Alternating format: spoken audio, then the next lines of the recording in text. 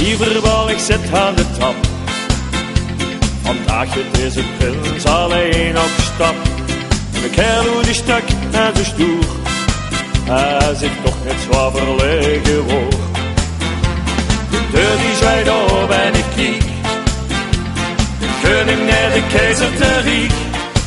Want in die deur schuilt een prachtige vrouw.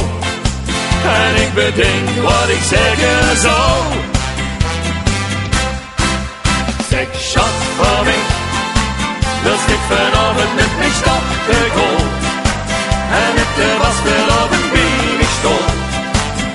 Dat liet me gaaf. Zeg, knap gezicht, als we vanachten samen hebben schoon, ben ik met dich nog op een huis gestoord. Leefde Allah. Maar vandaag is de dag. Vanavond sloot ik mijn liefdesslag. Als verlegen lag ik leef naar dich. Schrik me kapot, doe lach struiken naar mij. Ik kom van mijn kruk en ik kiek. In die ogen pracht ik schon niet meer zie. Daar waar je mondje en een stralend gezicht. Je durft nog net te zeggen tegen dich. Zeg, schat van mij, wilst ik vanavond met mij stappen gaan? En met de wasbeloven bij mij staan.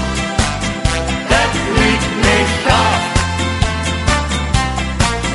Zeg, knap gezicht, als we vanachten samen hebben schoon, ben ik met dich nog op een huis gestoord.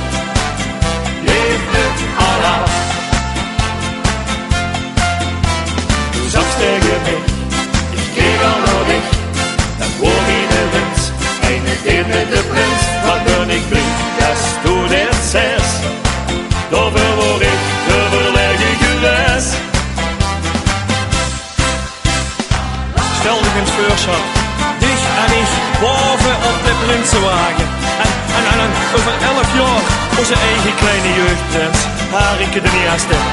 Of draaf ik nog een beetje door? Zeg, knap gezicht, als we vanachten samen hebben schoon, ben ik met dich nog op een huis gestoord. Leefde Allah. Zeg, schat van mij, wilst ik vanavond met mij stappen gaan? En met de wasbeloven bij mij staan. Dat liet me gaaf. Zeg, knap gezicht, als we vanachten samen hebben schoon, wil ik met dich nog